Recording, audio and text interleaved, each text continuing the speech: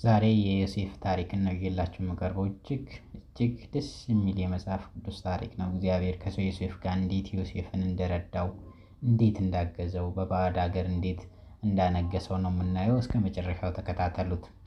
የያዕቆብ ትውልድ ይህ ነው። ዮሴፍ የ17 ዓመት ልጅ በሆነ ጊዜ ከወንድሞቹ ጋር በጎችን ይጠብቅ ነበር። እርሱም ከአባቱ ሚስቶች ከባላና ከዘለፋ ልጆች ጋር ሳለ ብላቴና ነበር። ዮሴፍም የክፋታቸውን ወሬ ወደ አባታቸው አመጣ። እስራኤል ዮሴፍን ከልጆች ሁሉ ይልቅ ይወደው ነበር፣ እርሱም በሽምግልና የወለደው ነበርና በብዙ ኅብር ያጌጠች ቀሚስ አደረገለት። ወንድሞቹም አባታቸው ከልጆቹ ሁሉ ይልቅ እንደወደደው ባዩ ጊዜ ጠሉት፣ በሰላም ይናገሩትም ዘንድ አልቻሉም። ዮሴፍ ሕልም አለመ፣ ለወንድሞቹም ነገራቸው፣ እነርሱም ገና ብዙ ጠሉት። እርሱ አላቸው፣ እኔ ያለምሁትን ሕልም ስሙ። እነሆ እኛ በእርሻ መካከል ነዶ ስናስር ነበርና፣ እነሆም የኔ ነዶ ቀጥ ብላ ቆመች፣ የእናንተ ነዶዎች በዙሪያ ከበው እነሆ ለእኔ ነዶ ሰገዱ አላቸው። ወንድሞቹም በእኛ ላይ ልትነግሥብን ይሆን ወይንስ ልትገዛን ይሆን አሉት። እንደገናም ስለ ሕልሙና ስለ ነገሩ ይልቁን ጠሉት። ደግሞም ሌላ ሕልም አለመ፣ ለወንድሞቹም ነገራቸው፣ እንዲህ አለ፣ እነሆ እኔ ደግሞ ሌላ ሕልም አለምሁ። እነሆ ፀሐይና ጨረቃ 11 ከዋክብትም ሲሰግዱልኝ አየሁ። ለአባቱና ለወንድሞቹም ነገራቸው። አባቱ ገሠጸው፣ እንዲህም አለው፣ ይህ ያለምከው ሕልም ምንድን ነው? በውኑ እኔንና እናትህን ወንድሞችህንም መጥተን በምድር ላይ እንሰግድልህ ይሆን? ወንድሞቹም ቀኑበት። አባቱ ግን ነገሩን ይጠብቀው ነበር። ወንድሞቹ በሴክም የአባታቸውን በጎች ይጠብቁ ዘንድ ሄዱ። እስራኤልም ዮሴፍን ወንድሞች በሴኬም በጎች የሚጠብቁ አይደሉምን? ወደ እነርሱ ልክህ ዘንድ ና አለው። እርሱም እነሆኝ አለው።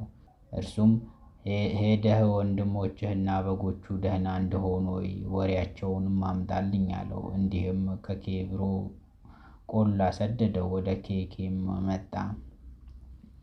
እነሆ በምድረ በዳ ሲቅበዘበዝ ሳለ አንድ ሰው አገኘው። ሰውየውን ምን ትፈልጋለህ ብሎ ጠየቀው። እርሱም ወንድሞቼን እፈልጋለሁ፣ በጎች የሚጠብቁበት ወዴት እንደሆነ እባክህ ንገረኝ አለ።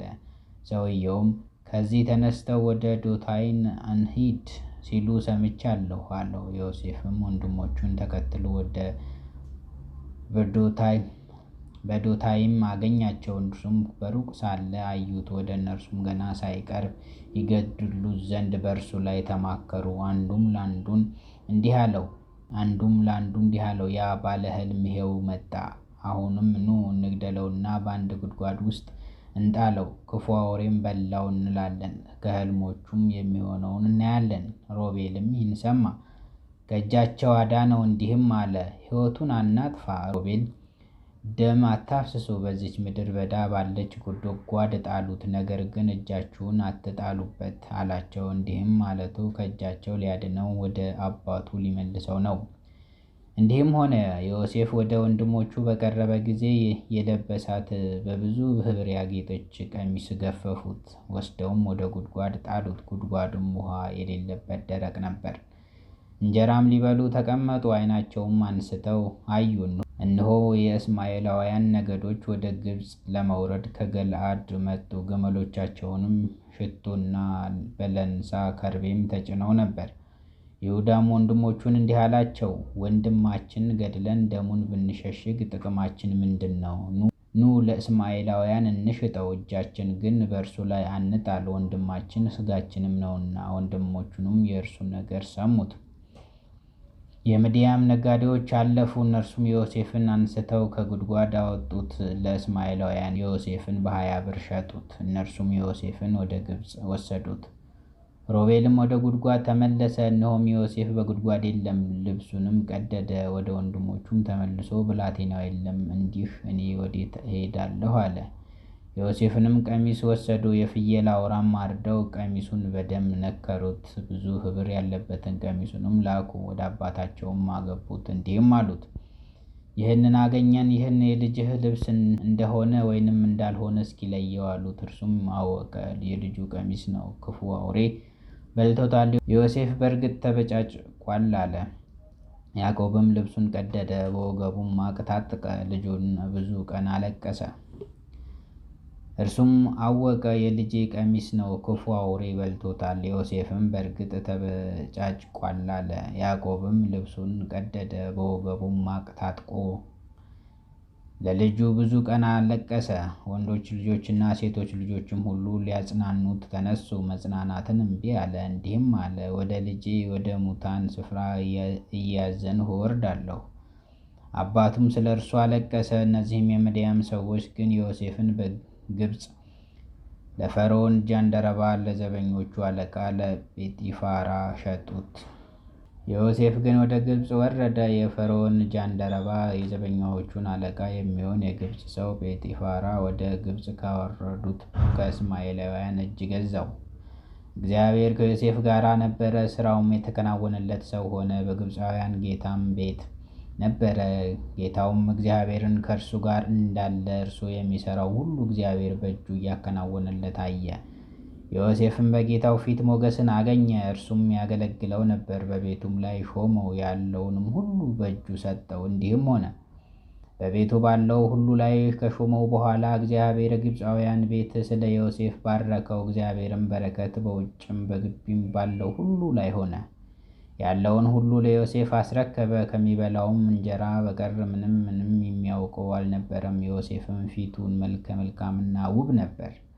ከዚያ በኋላ እኒህ የሆነ የጌታው ሚስት በዮሴፍ ላይ ዓይኗን ጣለች፣ ከእኔም ጋር ተኛ አለችው። እርሱም እንቢ አለ። ለጌታውም ሚስት እንዲህ አላት፣ እነሆ ጌታዬ በቤቱ ያለውን ምንም የማያውቀውን የለም፣ ያለውን ሁሉ ለእኔ አስረክቦኛል።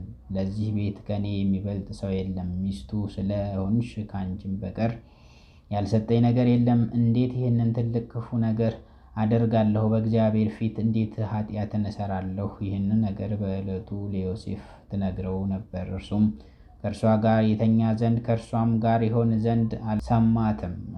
እንዲህም ሆነ፣ በዚያን ጊዜ ሥራውን እንዲሠራ ወደ ቤቱ ገባ። በቤት ውስጥ ከቤት ሰዎች ማንም አልነበር። ከእኔ ጋር ተኛ ስትል ልብሱን ተጠማጥማ ያዘች። እርሱም ልብሱን በእጁ ትቶላት ሸሸ፣ ወደ ውጭም ወጣ። እንዲህም ሆነ፣ ልብሱን ትቶ ወደ ውጭ እንደሸሸ ባየች ጊዜ የቤቷን ሰዎች ወደ እርሷ ጠርታ እንዲህ ብላ ነገረቻቸው፣ እዩ፣ ዕብራውያን ሰው በእኛ እንዲሳለቅ አግብቶብናል። እርሱ ከእኔ ጋር ሊተኛ ወደ እኔ ገባ። እኔም ድምፄን ከፍ አድርጌ ጮኽሁ። ድምፄም ከፍ አድርጌ እንደ ጮኽኩ ቢሰማ ልብሱን በእኔ ዘንድ ጥሎ ሸሸ፣ ወደ ውጭም ወጣ። ጌታው ወደ ቤቱ እስኪገባ ድረስ ልብሱን ከእርሷ ዘንድ አኖረች። ይህንን ነገር እንዲህ ብላ ነገረችው፣ ያገባህልን ዕብራዊ ባሪያህ ሊሳለቅብኝ ወደ እኔ ገባ። እኔም ድምፄን ከፍ አድርጌ ስጮህ ልብሱን በእጄ ተወና ወደ ውጭ ሸሸ። ጌታውም ባሪያህን እንዲህ አደረገኝ ብላ የነገረችው የሚስቱን ቃል በሰማ ጊዜ እጅግ ተቆጣ። ዮሴፍም ጌታ ወስደው የንጉሥ እስረኞችም ወደሚታሰሩበት ስፍራ ወደ ግዞት ቤት አገባው። ከዚያም በግዞት ነበረ። እግዚአብሔርም ከዮሴፍ ጋር ነበረ፣ ምሕረትንም አበዛለት። በግዞት ቤቱም አለቃ በፊቱ ሞገስን ሰጠው። የግዞት ቤቱ አለቃ በግዞት ያሉትን እስረኞችን ሁሉ በዮሴፍ እጅ አሳልፎ ሰጣቸው። በዚያም የሚደረገውን ነገር ሁሉ እርሱ የሚያደርገውን ነበረ። የግዞት ቤቱም አለቃ በእጁ ያለውን ነገር ከቶ አላሰበም። እግዚአብሔርም ከእርሱ ጋር ነበርና የሚያደርገውን ሁሉ እግዚአብሔር ያቀናለት ነበር። ከዚህ ነገር በኋላ እንዲህ ሆነ፣ የግብፅ ንጉሥ የጠጅ አሳላፊና የእንጀራ አበዛ ጌታቸውን የግብፅ ንጉሥን በደሉ። ፈርዖንም በሁለቱ ሹማምንቶች በጠጅ አሳላፊውና አለቃና በእንጀራ አበዛዎቹ አለቃ ላይ ተቆጣ። ዮሴፍ ታስሮ በነበረበት በግዞት ስፍራ በዘበኞቹ አለቃ ቤት አስጠበቃቸው። የዘበኞቹም አለቃ ለዮሴፍ አሳልፎ ሰጣቸው። እነርሱም ያገለግላቸው ነበር። በግዞት ቤትም አያሌ ቀን ተቀመጡ። በግዞት ቤት የነበሩ የግብፅ ንጉሥ ጠጅ አሳላፊና እንጀራ አበዛ ሁሉም በአንዲት ሌሊት እንደ ሕልሙ ትርጓሜ የራሳቸውን ሕልም አለሙ። ዮሴፍም ማልዶ ወደ እነርሱ ገባ፣ እነሆም አዝነው አያቸው። በጌታው ቤት ከእርሱ ጋር በግዞት የነበሩትን የፈርዖን ሹማምንቶች እንዲህ ብሎ ጠየቃቸው፣ እናንተ ዛሬ ስለምን አዝናችኋል? አላቸው። እነርሱም ሕልምን አለምን፣ የሚተረጉምልን አጣን አሉት። ዮሴፍም አላቸው፣ ሕልምን የሚተረጉም እግዚአብሔር ነው፣ የሰጠው አይደለም። እስቲ ንገሩኝ አለው። የጠጅ አሳላፊዎች አለቃም ለዮሴፍ ሕልሙን እንዲህ ብሎ ነገረው። በሕልሜ የወይን ዛፍ በፊቴ ሆና አየሁ። በዛፊቱም 3 አረግ አለባት። እርሷም ቅጠልና አበባ አወጣች፣ ዘለላም አንጠለጠለች። የዘለላዋም ፍሬ በሰለ። የፈርዖንም ጽዋ በእጄ ነበር። ፍሬውንም ወስጄ በፈርዖን ጽዋ ጨመቅሁት። ጽዋውንም ለፈርዖን በእጁ ሰጠሁት። ዮሴፍም አለው፣ የዚህ ትርጓሜ ይህ ነው። 3ቱ አረግ 3 ቀን ነው። እስከ 3 ቀን ድረስ ፈርዖን ራስህን ከፍ ያደርግሃል፣ ወደ ቀደመው ሹመትህም ይመልስልሃል። ጠጅ አሳላፊ በነበርክበት ጊዜ ስታደርግ እንደነበረው እንደ ቀድሞ ሥርዓትም የፈርዖንን ጽዋ በእጅህ ትሰጣለህ። ነገር ግን በጎ ነገርን በተደረገልህ ጊዜ እኔን አስበኝ፣ ምሕረትህንም አድርግልኝ። የኔንም ነገር ለፈርዖን ነግረህ ከዚህ ቤት አውጣኝ አለው። እኔን ከዕብራውያን አገር ሰርቀው አምጥተውኛልና ከዚህ ደግሞ በግዞት ያኖሩኝ ዘንድ ምንም አላደረግኩም። የእንጀራ አበዛኛዎቹ አለቃም ሕልሙን በመልካም እንደተረጎመ ባየ ጊዜ ዮሴፍን እንዲህ አለው፣ እኔ ደግሞ ሕልም አይቼ ነበር። እነሆም 3 መሶብ ነጭ እንጀራ በራሴ ላይ ነበረ። በላይኛው መሶብ ፈርዖን ከሚበላው ከጋጋሪዎቹ ሥራ ሁሉ ነበረበት። ወፎቹም በራሴ ላይ ከመሶቡ ይበሉ ነበር። ዮሴፍም መልሶ እንዲህ አለው፣ የዚህ ትርጓሜ ይህ ነው። 3 መሶብ 3 ቀን ነው። እስከ 3 ቀን ድረስ ፈርዖን ራስን ከፍ ያደርግሃል፣ በእንጨትም ላይ ይሰቅልሃል፣ ወፎችም ሥጋህን ይበሉታል። በሦስተኛው ቀን ፈርዖን የተወለደበት ቀን ነበረ። ለሰራዊቱም ሁሉ ግብር አደረገ። የጠጅ አሳላፊዎቹን አለቃና የእንጀራ አበዛዎቹን አለቃ በአሽከሮቹ መካከል ከፍ አደረገ። የጠጅ አሳላፊዎቹን አለቃ ወደ ስፍራው መለሰው፣ ጽዋውንም በፈርዖን እጅ ሰጠ። የእንጀራ አበዛዎቹን አለቃ ሰቀለው። ዮሴፍም እንደተረጎመላቸው ሆነ። የጠጅ አሳላፊዎቹ አለቃ ግን ዮሴፍን አላሰበውም፣ ረሳው እንጂ። ከ2 ዓመት በኋላ ፈርዖን ሕልም አየ። እነሆም በወንዙ ዳር ቆሞ ነበረ። እነሆም መልካቸው ያማረ ሥጋቸውም የወፈረ 7 ላሞች ከወንዙ ወጡ፣ በውኃውም ዳር በመስኩ ይሰማሩ ነበር።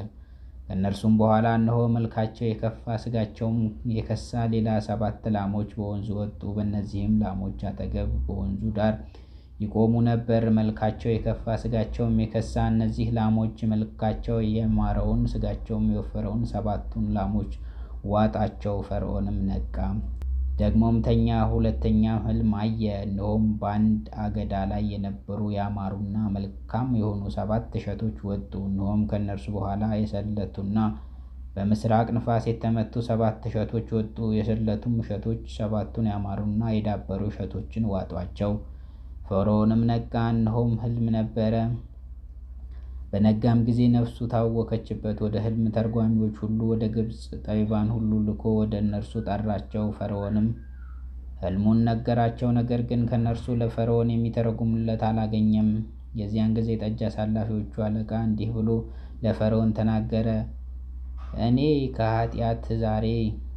እኔ ኃጢአቴን ዛሬ አስባለሁ። ፈርዖን ባሪያዎቹ ላይ ተቆጣ። እኔንም የእንጀራ አበዛዎቹን አለቃ በግዞት ስፍራ በዘበኛዎች አለቃ ቤት አኖረን። እኛም በአንዲት ሌሊት ሕልምን አለምን። እኔና እርሱ እያንዳንዳችን እንደ ሕልማችን ትርጓሜ አለምን። በዚያ ዘበኞቹ አለቃ ባሪያ የሆነ አንድ ዕብራዊ ጎልማሳ ከእኛ ጋር ነበር። ለእርሱም የነገርነው ሕልማችንም ተረጎመልን፣ ለእያንዳንዱም እንደ ሕልሙ ተረጎመልን። እንዲህም ሆነ እንደተተረጎመልን እንደዚህም ሆነ። እኔ ወደ ሹመቴ ተመለስኩ፣ እርሱም ተሰቀለ። ፈርዖንም ልኮ ዮሴፍን አስጠራ፣ ግዞት ቤትም አስቸኰሉት። እርሱም ተላጨ፣ ልብሱንም ለወጠ፣ ወደ ፈርዖንም ገባ። ፈርዖንም ዮሴፍን አለው፣ ሕልምን አየሁ፣ የሚተረጉምም አልተገኘም። ሕልምን እንደሰማህ እንደተረጎምህም ስለ አንተ ሰማሁ። ዮሴፍም ለፈርዖን እንዲህ ብሎ መለሰ፣ ይህ በእኔ አይደለም፣ እግዚአብሔር ግን ለፈርዖን በደኅንነት ይመልስለታል። ፈርዖንም ለዮሴፍ እንዲህ አለው፣ እነሆ በሕልሜ በወንዝ ዳር ቆሜ ነበረ። እነሆም ሥጋቸው የወፈረ መልካቸውም ያማረ 7 ላሞች ወጡ፣ በመስኩም ይሰማሩ ነበረ። ከእነርሱ በኋላ እነሆ የደከሙ መልካቸው እጅግ የከፋ ሥጋቸውም የከሳ ሌላዎች 7 ላሞች ወጡ። በግብፅም ምድር ሁሉ እንደነርሱ መልከ ክፉ ከቶ አላየሁም። የከሱትና መልከ ክፉዎች ላሞች መጀመሪያዎቹን ወፍራሞቹን 7 ላሞች ዋጧቸው። በሆዳቸውም ተዋጡ። በሆዳቸውም እንደተዋጡ አልታወቀም። መልካቸውም በመጀመሪያ እንደነበረው የከፋ ነበር። ነቃሁም፣ በሕልሜም እነሆ የዳበሩና መልካም የሆኑ 7 እሸቶች በአንድ አገዳ ሲወጡ አየሁ።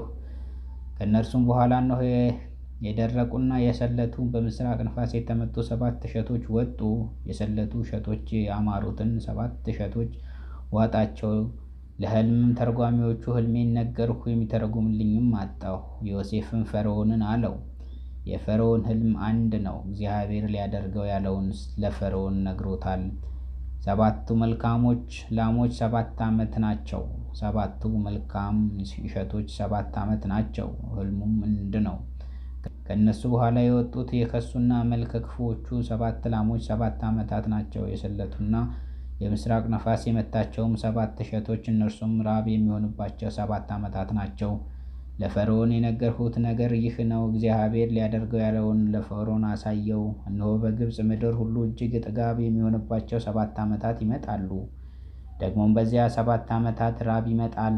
በግብፅ አገር የነበረውን ጥጋብ ሁሉ ይረሳል። ራብም ምድርን በጣም ያጠፋል። በኋላ ከሚሆነው ከዚህ ራብ የተነሳ በምድር የሆነው ጥጋብ አይታወቅም፣ እጅግ ጽኑ ይሆናልና። ሕልሙንም ለፈርዖን ደጋግሞ መታየቱ ነገሩ ከእግዚአብሔር ዘንድ የተቆረጠ ስለሆነ ነው። እግዚአብሔርም ፈጥኖ ያደርገዋል። አሁንም ፈርዖን ብልህና አዋቂ ሰው ይፈልግ፣ በግብፅ ምድር ላይ ይሹመው። ፈርዖን በምድር ላይ ሹመትን ይሹም። በ7ቱ የጥጋብ ዓመታት ከሚገኘው ፍሬ በግብፅ ምድር ሁሉ ከ5 እጅ አንደኛውን ይውሰድ። ከሚመጡት የመልካሞች ዓመታት እህላቸውን ያከማቹ፣ ስንዴውንም ከፈርዖን እጅ በታች ያኖሩ። እህሎች በከተማዎች ይጠበቁ። በግብፅ ምድር ስለሚሆነው ስለ 7ቱ ዓመታት ራብ እህሉ ተጠብቆ ይኑር። ምድሪቱም በራብ አትጠፋም። ነገሩ በፈርዖንና በሌሎቹ ፊት መልካም ሆነ። ፈርዖንም ሎሌዎቹን እንዲህ አላቸው፣ በውኑ እግዚአብሔር መንፈስ ያለበት እንዲህ ያለ ሰው እናገኛለንን? ፈርዖን ዮሴፍን አለው፣ እንዳንተ ያለ ብልህ አዋቂ ሰው የለም። እግዚአብሔር ይህንን ሁሉ ገልጦልሃልና አንተ በቤቴ ላይ ተሾምህ። ሕዝቤን ሁሉ ለቃልህ ይታዘዝ። እኔ በዙፋኔ ብቻ ካንተ እበልጣለሁ። ፈርዖንም ዮሴፍን በግብፅ ምድር ሁሉ ላይ ሾምህ አለው። ፈርዖንም ቀለበቱን ከእጁ አወለቀ፣ ለዮሴፍ እጅም አደረገ። ነጭ የተልባ እግር ልብስንም አለበሰው፣ በአናቱም የወርቅ ዝርግፍ አደረገለት። እርሱም በምትሆን በሁለተኛይቱ ሰረገላ አስቀመጠው። በአዋጅ ነጋሪም ሰገዱ እያለ በፊቱ ይጮህ ነበር። እርሱም በግብፅ ምድር ሁሉ ላይ ተሾመ። ፈርዖንም ዮሴፍን አለው፣ እኔ ፈርዖን ነኝ። በግብፅ አገር ሁሉ ያላንተ ማንም እጄንም እግሩንም አያንሳ። ፈርዖንም ዮሴፍን ስም ትዕና ብሎ ጠራው። የሄሊቱ ከተማ ካህን የጴጢፋራ ልጅ የምትሆን አስናት አጋባው። ዮሴፍም በግብፅ ምድር ሁሉ ወጣ። ዮሴፍም በግብፅ ንጉሥ በፈርዖን ፊት በቆመ ጊዜ ዕድሜው 30 ዓመት ነበረ። ዮሴፍም ከፈርዖን ፊት ወጣ፣ የግብፅ ምድርን ሁሉ ዞረ። በ7ቱ የጥጋብ ዓመታት የምድሪቱን ፍሬ ክምር ሆነ። በግብፅ ምድር ሁሉ ያለውን የ7ቱ ዓመታት እህል ሁሉ ሰበሰበ። እህልንም በከተማዎቹ አደለበ። በየከተማይቱ ዙሪያ ያለውን የእርሻውን እህል ሁሉ በዚያ ከተተ። ዮሴፍም እንደ ባህር አሸዋ እጅግ ብዙ የሆነ ስንዴን አከማቸ። መስፈሪያም እስኪተወው ድረስ ሊሰፈር አልተቻለምና። ለዮሴፍም የሄልዮቱ ከተማ ካህን የጲጥፊራ ልጅ አስናት ከወለደችለት 2 ልጆች የራብ ዘመን ገና ሳይመጣ ተወለዱለት። ዮሴፍም የበኩር ልጁን ስም ምናሴ ብሎ ጠራው፣ እንዲህ ሲል እግዚአብሔር መከራዬን ሁሉ የአባቴንም ቤት አስረሳኝ።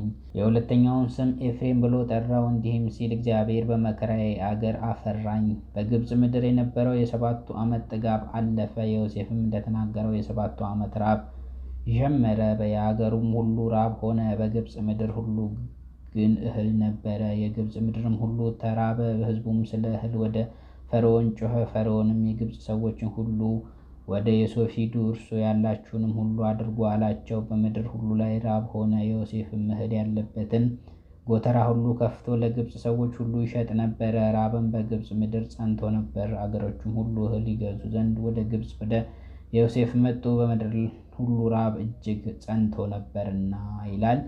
ቀጣዩ ወንድሞቹ ወደ ዮሴፍ መምጣታቸውን በኦሪት ዘፍጥረት ምዕራፍ 42 እናያለን። ስላዳመጣችሁ ስለምትከታተሉኝ እጅግ አድርጌ አመሰግናለሁ።